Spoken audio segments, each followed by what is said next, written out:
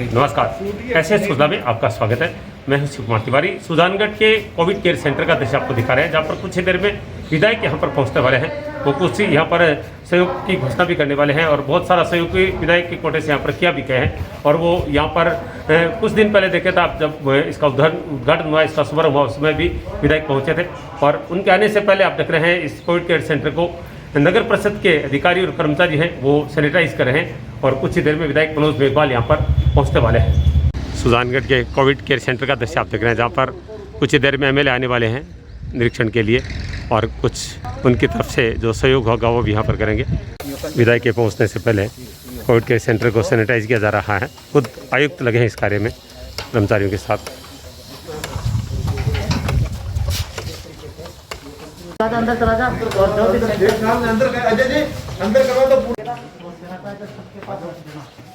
उपखंड अधिकारी मूलचंद जी लोहिया भी पहुंच चुके हैं।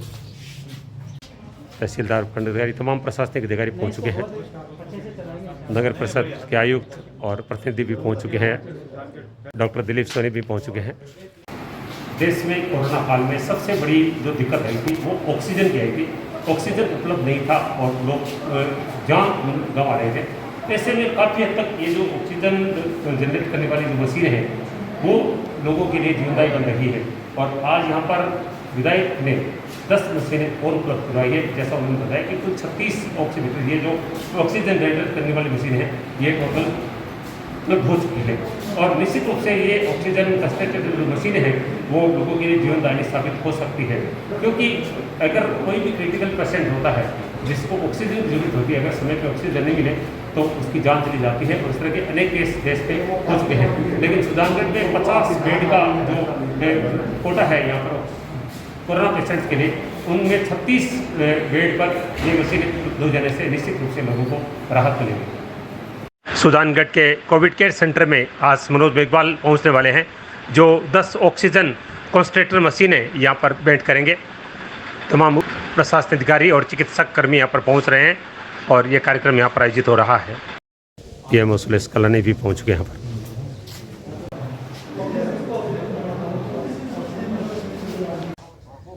विधायक मनोज मेघवाल आप देख रहे हैं कोविड केयर सेंटर पहुँच रहे हैं। कुछ ऑक्सीजन उपकरण प्रदान किए जाएंगे और अन्य सहायताएँ दी जाएगी।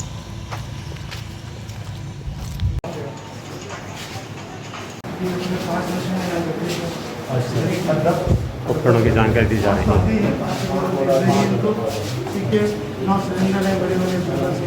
अब 19 ऑक्सीजन की व्यवस्था है। अब क्या है कि जो ऑक्सीजन पेशेंट वहाँ उपलब्ध हो नहीं रही सब लोग। वहाँ पर हमारे पास ऑक्सीजन 50 बेड को दिए हैं और 46 ऑक्सीजन कर दी है। 57 ऑक्सीजन 8% जो पेशेंट है वो 57 है। हमारी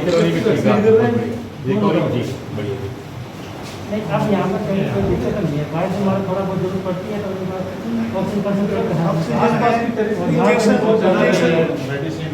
मेडिसिन इंजेक्शन अवेलेबल है, सब बना दिए दिन पेशेंट भर्ती है। अपने कार्यकर्ता हमारा सबसे बड़ी आपको भी इनको रिलीफ मिल जाएगी। अभी 3 पेशेंट अब जो आएंगे उनको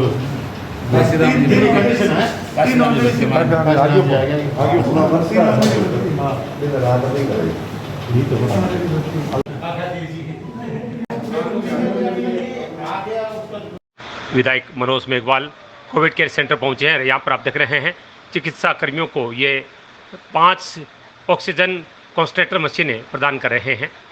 कुल 10 उपलब्ध करवाई गई है, जो 5 यहाँ पर कोविड केयर सेंटर में लाई गई है। वो क्या है कि हमने बना के दिया था तो वो उस हिसाब से बना दिया फिर उन्होंने कहा कि इसके तो 50,000 उसकी आएगी। ठीक है, कोई दिक्कत नहीं। फिर मैंने कहा एक बार मैंने डॉक्टर साहब से पूछ लेता हूँ तो अनुभव क्या अब कोई ना कुछ मॉनिटर अगर कोई डोनेट कर सके मॉनिटर, कार्डियक मॉनिटर होते हैं। अच्छा। उसके अंदर बीपी भी, पल्स भी, ऑक्सीजन भी सब आता है। ऐसा कोई मॉनिटर हो तो अपना चिकित्सकों से चर्चा कर रहे हैं विधायक इस समय। ये पल्स ऑक्सीमीटर वो कार्डियक का था। ये वो भी पहले तो वही 30-50 हज़ार के आसपास आता था, अब तो थोड़ा महंगा है। ये शायद 56,000 रुपये को कोट किया है। वो भी तो ज़्यादा है, बाकी तो 25-30 हज़ार का होता है। तो अभी तो हर चीज़ ये प्रयास है, बढ़िया है। आज में है आपके पास, इनका बाहर से आया कर लो। थोड़ा सा यही है कि मान के अपने जो कार्मिक है ना, वो नहीं लग करके ऑफिस वाले बाहर से आया था। बाहर से एक आधा सेफ आदमी भले वो हाँ 200-500 रुपये शाम को ले रहे हैं। मैंने वही एक आदमी को दे देंगे 500 रुपये मजदूरी देगा। सही है, मजदूरी दे दो। हमारा मकसद ये है आप कि एक हम काम लोग करना, आपकी भावना अच्छी है सबकी, लेकिन ये बदलने से आप बात करना क्या फाइनल आज के सुजानगढ़ में जो अभी आपने देखा था 3-4 दिन पहले यहाँ पर कोविड केयर सेंटर का शुभारंभ हुआ था, उस दिन विधायक यहाँ पर पहुँचे थे। आज पुनः यहाँ पर विधायक ने दौरा किया है और यहाँ पर कुछ जो यंत्र हैं वो प्रदान किए गए। वर्तमान में सबसे बड़ी समस्या कोरोना पेशेंट के लिए ऑक्सीजन उपलब्ध नहीं हो रही है, लेकिन उसका निचोड़ सुजानगढ़ में निकल चुका है। चाहे ऑक्सीजन सिलेंडर उपलब्ध नहीं हो रहे, लेकिन ऑक्सीजन ऑपरेट करने वाली मशीनें सुजानगढ़ में काफ़ी संख्या में आ चुकी है और ये सारा प्रयास विधायक मनोज मेघवाल का रहा है, जिन्होंने आज भी यहाँ पर लगभग 10 मशीनें यहाँ पर उपलब्ध करवाई है और अधिकारियों से बातचीत की है, खासतौर से डॉक्टर से उन्होंने बातचीत की और यहाँ पर उपखंड अधिकारी जी से, कमिश्नर से, तहसीलदार से, सबसे बातचीत की और पूरी जो व्यवस्था है यहाँ की उसकी समीक्षा की है। आइए विधायक से जानना चाहते हैं कि आज यहाँ पर उन्होंने दौरा किया, अधिकारियों से बातचीत की, किस तरह की व्यवस्थाएं वर्तमान में चल रही है, क्या आप उन व्यवस्थाओं से संतुष्ट हैं? जी विधायक महोदय, जानना चाहेंगे कि आपने आपकी व्यवस्था भी देखी है और सबसे पहले तो आपको धन्यवाद, कितनी सारी मशीनें आपने उपलब्ध करवा दी है। काफ़ी बड़ा संकट निश्चित रूप से इससे कम होने वाला है। जी, हमने जब इसको शुरू किया था अभी पिछले हफ्ते, तो उस समय सबसे बड़ी दिक्कत ये आ रही थी कि बाकी सारी सुविधा यहाँ थी पर ऑक्सीजन की यहाँ व्यवस्था नहीं थी। और दूसरा कारण ये था कि जो अपना हॉस्पिटल है, राजकीय हॉस्पिटल, वहाँ भी अपने पास एक्स्ट्रा सिलेंडर नहीं थे कि वहाँ से यहाँ भिजवाए जा सकें।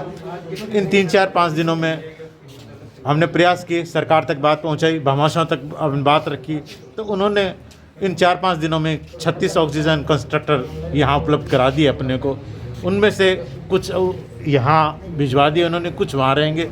तो उसके बाद में अब ये डॉक्टर्स आराम से यहाँ पेशेंट शिफ्ट कर सकते हैं, क्योंकि उनके पास में सबसे बड़ी जो दिक्कत आ रही थी ऑक्सीजन की, वो ऑक्सीजन अब यहाँ मिल गई है इनको। सिलेंडर भी यहाँ कुछ उपलब्ध कराएँ और अभी इन्होंने 10 यहाँ कंस्ट्रक्टर भेजे हैं, ज़रूरत पड़ेगी तो और भिजवा देंगे। तो अब ये प्रॉपर रूप से अपना कोविड सेंटर है, ये आज से सुचारू हो गया। अब यहाँ पेशेंट भी भर्ती करने शुरू कर दिए हैं, पेशेंट अभी भी यहाँ हैं। वर्तमान परिस्थिति जो इस समय चल रही है, क्योंकि इसको भयानक कहा जा सकता है, सब जानते हैं, रोजाना न्यूज़पेपर और टीवी के माध्यम से देख रहे हैं। आपने अधिकारियों से और चिकित्सकों से बातचीत भी की है, क्या उस इन परिस्थितियों में क्या व्यवस्था रहेगी, क्या निर्देश दिए अधिकारियों को? व्यवस्था तो यही है कि जो वहाँ पुराने हॉस्पिटल में जो भार बढ़ गया था, डॉक्टर्स पे भी बढ़ गया था और सबसे बड़ी वहाँ स्थान की दिक्कत आ रही थी, वो थोड़ा सा अब यहाँ राहत इनको मिली है कि वहाँ से जो अब बेड के अलावा जो पेशेंट आएंगे, अब इनको शिफ्ट करने के लिए यहाँ इनके पास में करीब 50 बेड की जगह है, वो सुविधा मिल गई इनको। और दूसरा कि जो लॉकडाउन हुआ है, लॉकडाउन की वजह से भी जैसे आज प्रशासन से, डॉक्टर से बात हुई है कि ओपीडी में थोड़ा सा कम पेशेंट हुए हैं कि जो सर्दी जुकाम बुखार वाले आ रहे हैं, पर हाँ इमरजेंसी में उनके मुताबिक अभी भी जो प्रेशर है वैसे ही बना हुआ है। इमरजेंसी में लगातार पेशेंट आ रहे हैं, ओपीडी में ज़रूर थोड़ा सा राहत हुई है, पर इमरजेंसी के पेशेंट जो भर्ती वाले हैं उनमें अभी भी लगातार पेशेंट आ रहे हैं। और डॉक्टर साहब अभी बता रहे थे, उसका कारण ये है कि ग्रामीण क्षेत्र में पेशेंट को थोड़ा सा लाने में दिक्कत कर रहे हैं गाँव वाले, कि उस स्थिति में आते हैं कि जब उसको सांस लेने में दिक्कत आ जाती है तब उसको लेके पहुंच रहे हैं। अगर पहले मेरी सबसे अपील है कि जब जो ही बुखार के या कोई भी सिम्टम्स किसी के भी आएँ, तुरंत डॉक्टर्स को दिखा के दवाई लें, इंतज़ार नहीं करें कि सांस में दिक्कत होए। सांस में दिक्कत हो और उसके बाद ला रहे हैं तो उसके बाद सबसे बड़ी दिक्कत ऑक्सीजन की, बेड की, और उसके बाद पेशेंट को भी दिक्कत रहती है।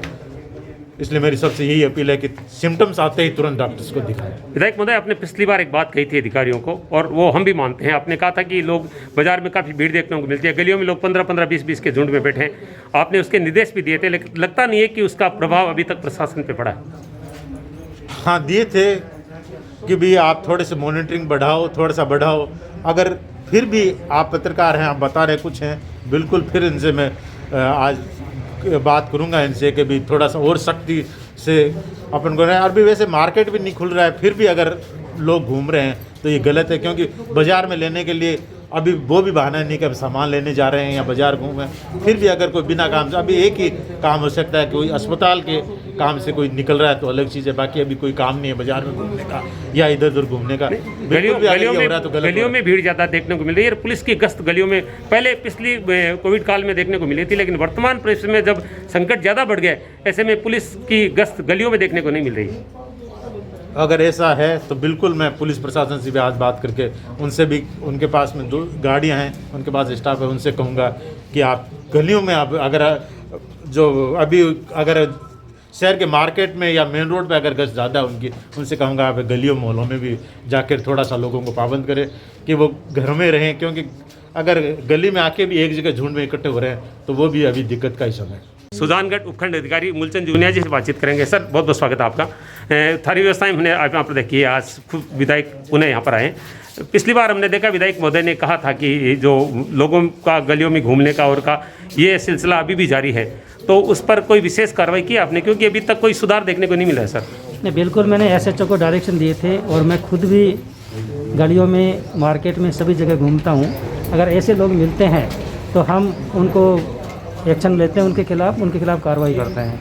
कल परसों मैं गया था तो एक व्यक्ति हमें मिला जो कि गाड़ी में बैठा था और उसने 2 लोगों को मोटरसाइकिल पर बिठा रखा था। जब हमने उनसे बातचीत करी तो उसने, मैं उनको क्वारंटाइन कर ही रहा था कि उसने, मुझे पता चला कि वो खुद ही कैंसर से ग्रस्त है, तो फिर हमें मजबूर होकर के उनको छोड़ना पड़ा। तो ये क्या कि पब्लिक को समझना पड़ेगा, आम लोगों को समझना पड़ेगा, इस तरह के लोग भी जो बाहर आ रहे हैं। हालांकि पुलिस भी राउंड ले रही है, SI मोहनलाल जी हैं, SHO वगैरह हैं, सब राउंड ले रहे हैं, मैं भी ले रहा हूँ, हमारे कमिश्नर साहब भी ले रहे हैं। हम कोशिश करें कि लोग बाहर नहीं निकलें। सर, आपको नहीं लगता कि विशेष सख्ती की आवश्यकता है वर्तमान में? नहीं, बिल्कुल ये लॉकडाउन है, इसमें बिल्कुल सख्ती की आवश्यकता है। मैंने SHO से बात करी, अपना जो छापर तिराया है वहाँ पर एक हमें बैरिकेटिंग करके वहाँ पर आने जाने वालों को बातचीत भी करनी पड़ेगी कि आप क्यों घूम रहे हो। मैंने उनको डायरेक्शन दिया है कि वहाँ पर आप अपना एक टेंट लगा करके आप वहाँ पर जाब्ता लगाएं, ताकि बाहर से आने वाले लोगों को पता चल सके कि कौन किस उद्देश्य से आ रहा है और कहाँ से आ रहा है। नहीं सर, लोकल लोग भी बहुत ज़्यादा उल्लंघन कर रहे हैं। हाँ बिल्कुल, हम कोशिश कर रहे हैं कि इस तरह की जो गतिविधियाँ हैं वो नज़र नहीं आई, लोग घरों में। Thank you sir. General OPD में संक्रमित लोग कम हो गए हैं, पर इमरजेंसी के अंदर जो है अभी भी गाँवों से, पेरिफेरी से जो वहाँ के लोकल डॉक्टर, छोटे मोटे डॉक्टर से इलाज लेते हैं, 5 दिन 7 दिन इलाज लेने के बाद थोड़े ज़्यादा सीरियस होकर आते हैं। तो वो एक समस्या अभी भी है। गांव में अवेयरनेस नहीं है। गांव में जो वो लोग जो हैं जब भी आते हैं 5-7 दिन 10 दिन निकाल के आते हैं तो उनकी कंडीशन थोड़ी क्रिटिकल होती है। इतनी मशीनें उपलब्ध होने के बाद अब आप किस रूप से तैयार है कोरोना मरीजों को रिपोर्ट देने के लिए? बिल्कुल, जितना हमारे पास ऑक्सीजन मशीनें हैं और ऑक्सीजन के सिलेंडर हैं, उससे हमने 10 बेड से शुरू किया था। आज हमारे पास करीब 50 बेड पे ऑक्सीजन है और 46 तो आज ही हमारे पास ऑक्यूपाइड है विद ऑक्सीजन भरे हुए हैं ना। 3 बेड यहाँ हमने ऑक्सीजन के यहाँ कर दिए हैं सिर्फ इसके अंदर वैद हॉस्पिटल में। तो इस तरह से अपने पास 49 पे ऑक्सीजन है आज की तारीख में हमारे पेशेंट्स।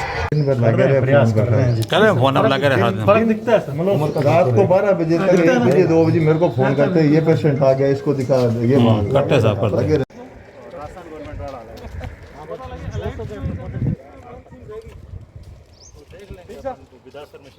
यह था सुजानगढ़ से खास कार्यक्रम, जहां पर आज सुजानगढ़ के कोविड केयर सेंटर का यहां पर विधायक ने दौरा किया। यहाँ पर कुछ उन्होंने उपकरण भी उपलब्ध करवाए जो ऑक्सीजन ऑपरेट करने वाले उपकरण हैं।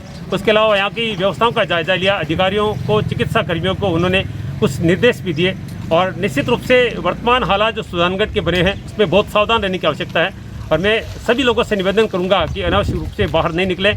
निश्चित रूप से अगर आप बाहर निकले ऐसी कंडीशन में तो ये आपकी जान के लिए बहुत ही खतरनाक साबित हो सकता है। हमने विधायक से भी निवेदन किया कि अधिकारियों को ऐसे निर्देश दें ताकि सुजानगढ़ की जो व्यवस्था है वो सुधार सके, क्योंकि देखने को मिल रहा है कि बहुत सारे आवारागर्दी करने वाले लोग हैं और रात में भी घूमते नजर आ रहे हैं। ऐसे में पुलिस का दायित्व बनता है कि ऐसे लोगों पर अंकुश लगाए, ऐसे लोगों के खिलाफ ऐसे लोगों के खिलाफ कठोर कार्रवाई की जाए ताकि लोगों में जो ये प्रवृत्ति है उसमें थोड़ा सुधार देखने को मिले। एशियन सुधार के लिए मैं शिव कुमार तिवारी, अपने सहयोगी सुनील स्वामी के साथ आप सबका धन्यवाद। नमस्कार।